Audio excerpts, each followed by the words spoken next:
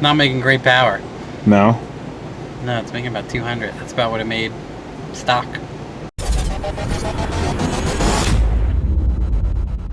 So the time is finally here.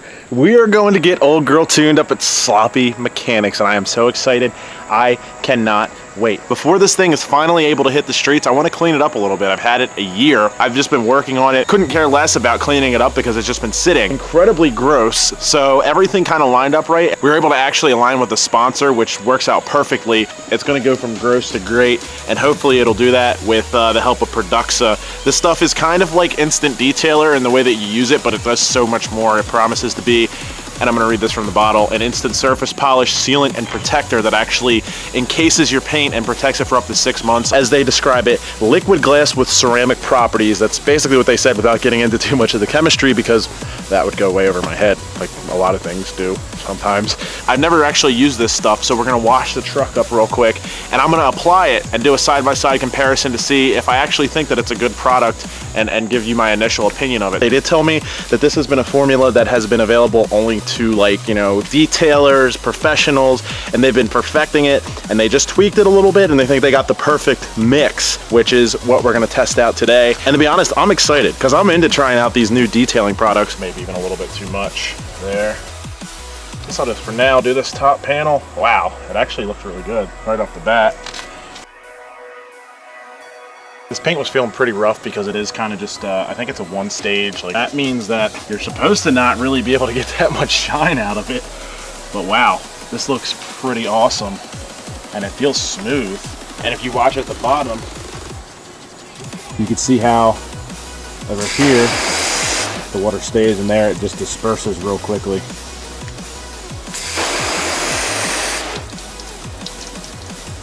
Wow, that's crazy. Just from looking at it, this side is actually a lot glossier. It looks almost like a two-stage paint. Over here, you can really tell that it's still a one-stage paint. So I would have kicked these guys to the curb if I didn't like the product, but I can say with confidence, and I will put my name behind this being an awesome product. It is a little bit more expensive, but I have to say that I'm impressed. It's very easy to put on and take off. Anyways, highly recommend.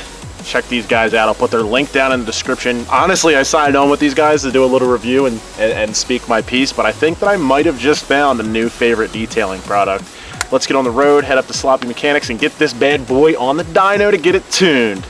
Hopefully the truck will be on the street. We'll have it up to a point where I can drive it and beat on it and go to the track and get some numbers out of it, and we're going to take you along for the ride. They need to see that hat, though. Huh? So they need to see that hat. No. Show them the hat. No. Show them the hat. Hey, this screen all fogged up.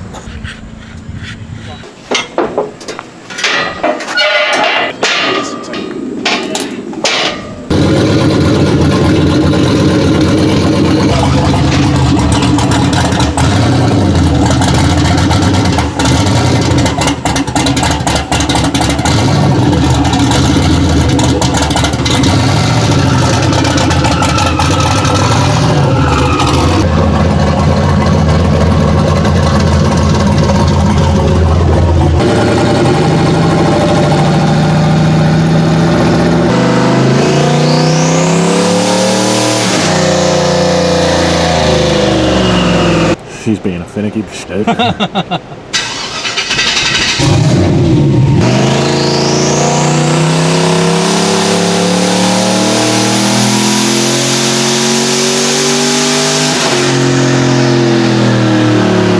Made 8 pounds? 207. Sweet. How much? 207.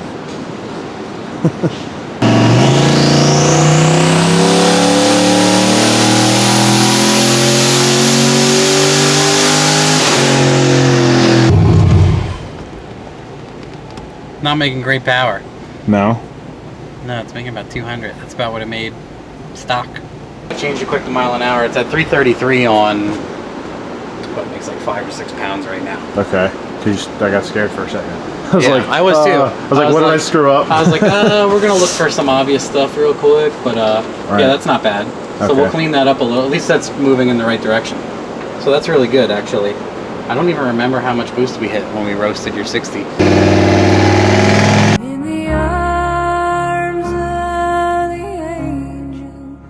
wasn't doing that great, and then we like I just remember the look on your face. we finagled when it. was I'm trying like, to shift. it goes into high if I pull.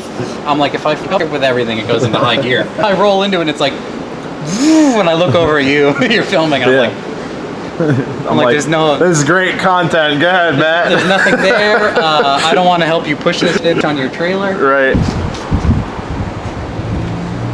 This is like a $150 manual boost controller. Came on my wife's Evo. Otherwise, obviously, I never would have bought a $150 manual boost controller. Right. But look up like a Hallman. See, that's restriction right there. So that'll add a tiny bit of boosty boy. Yeah, so that's good, because technically this truck only made about 230 horsepower on motor. Right.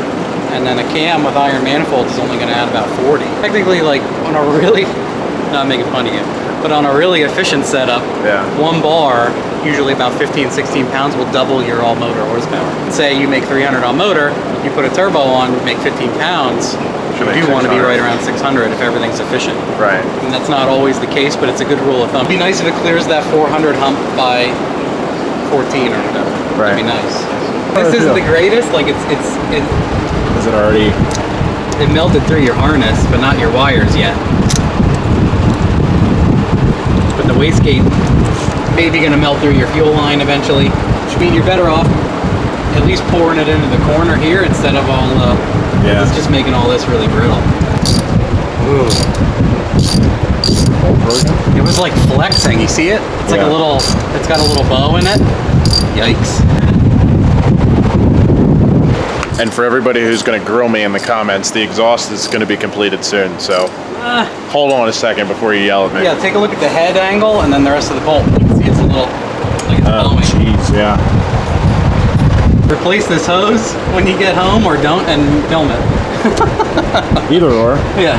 But it's adding a little bit, so we'll give it like a half. We'll see where we're at with that. Should add a little bit of boost. We want to go up gradually. We don't want to go right for like 20. So what's the point to even having a spring if you can just throw a boost controller on it? Well, it's relative. If you have a high back pressure setup, you need a lot of spring pressure. You obviously want to spring it so that, I mean, if it's like if this is a race car and you can't hook on 10 pounds, you need to go lower. My buddy Mark's car, we have a 3-pound spring and then we run a CO2 setup to add. Right. So you want to be able to turn the boost down enough that you can dead hook on like ish a day. Gotcha. Otherwise, you can't even race the car. The spring is like the lowest amount of boost, and then you just and it's relative. If you have a super high back pressure setup, you might have a 20-pound spring in, but you have 4 to 1. Like you have 40 pounds of boost in the exhaust relative to 10 in the intake. That's 4 to 1. Okay. So obviously, like a 4-pound spring is going to make like 1 pound. Right. Every now and then, people are like, "I don't understand. Yeah. I sprung it for 10. That's put a tile 10-pound spring in." That's my voice. I don't know why it's high. I don't know why it's higher or lower. And I'm like, well, if you have a peanut turbo and it's struggling the whole time, you're going to get less. My truck had a really good. I can tell usually if it has a really good back pressure relationship because I had a 4-pound spring in mine, and I had an electronic boost controller doing the same thing that is. I could make 26 at 75% duty. So I could go like 4 to 30. All right, see if it makes any more boost. Okay, so stand back.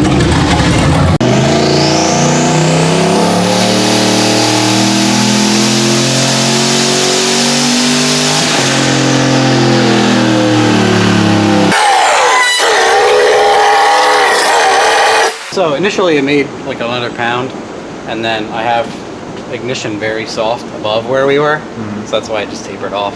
So what I want to do is just get the boost up to like 12, 13, and then work on the tune-up, see if it gains good power, and then put ignition back in once we make sure fuel and everything's okay. It's at like 9 pounds peak, and we're at like half of the injector. Started to make more initially, it made a little bit more boost, but then right above where we were, I was very conservative, because I wasn't sure if we were having an issue. Yeah. So it has like no timing in it. Okay. The fuel is good, so I just want to keep going up on boost, and then once we're there, we're gonna put ignition in, and what we want to see is like 20, 30 horsepower per degree, and then when it stops doing that, we go back. We want to get the boost to where we want it, make sure there's fuel, and then put ignition in. That's 1 turn, and I'll go another half, so 1.5 turns. Usually a ball and spring will do like 1 pound to 2 pounds per turn. Okay. Some will do 3 if they were really tight spring. You back it out till you can blow through, and then like I did, Because if you back the damn thing all the way out, you might turn it 16 times until it actually starts to contact. Right. So I blow into it, that's right where it's starting to restrict, that's where it's going to start to add, and then I just keep turning in until desired result.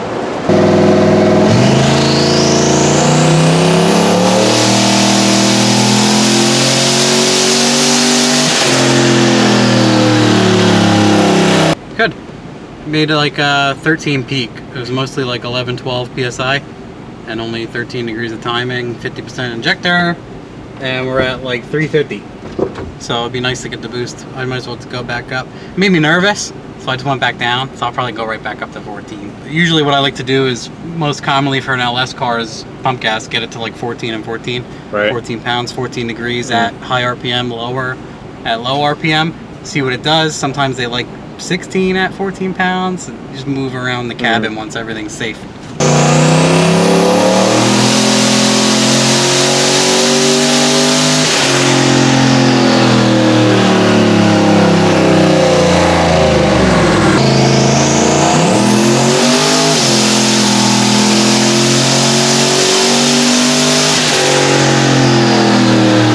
Downshifted on me, so I was like, I'll just stay in for the 1-2. There's got to be some kind of blockage or something going on. Yeah.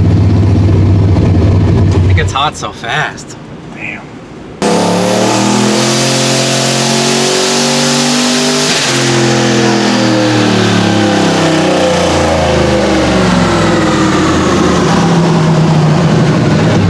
Doing a nice and conservative 415, which is pretty good. Also assuming we made those numbers, there's a little bit of power loss going to an 80E. Right. So you're making pretty good numbers where you're at. It's 14 pounds and now it has 14 degrees in it, and it's making 415 tire, which is plenty to get this big girl in trouble. I wonder if the torque reading is garbage. Yeah, it's like all over the place. They made a lot of torque, huh? Yeah, 1500. Damn. Too much noise. This was all motor. This was turbo. This was 60E. Yeah, it quit at like I made 358 that one hit, and then it just died, and then all other poles were like garbage. And then so this one, which one was that? This was the best one, and that's pretty much what broke the camel's back. So that's the limit on your 60. Well, mine was kind of broken. And then this is now, yeah. And see, this is the stock converter, so it has a little bit different properties. Right. And then since this dyno isn't loaded, sometimes they do this. They peak early, and then they look like they fall. Right. But it's because what it's doing, basically the dyno is generating all of its work by how much it's accelerating. So it sees a lot of work first, and then the RPM just sits, and then it keeps making mile an hour. So in a lot of cars, I see a dip, but they run fine. If you lock the converter, you'll see like actually what you'd want to see. Nicer curve. Right. But what's happening is this converter is coming up and sitting and sitting and sitting, and then eventually it catches up, makes mile an hour, and then winds out. But most of the time on this unloaded smaller roller dyno, you see the power dip. 230 versus, yeah. So that's then and now, all motor and turbo. So people are like, oh, it's not worth putting a turbo. Well, you doubled the power. And the question that's probably going to come is the limiting factors right now. If we turn the boost up, it would be cylinder pressure. Well, that's just gasoline, like the fuel you're on. Gas, in my opinion, maybe some other tuners can comment.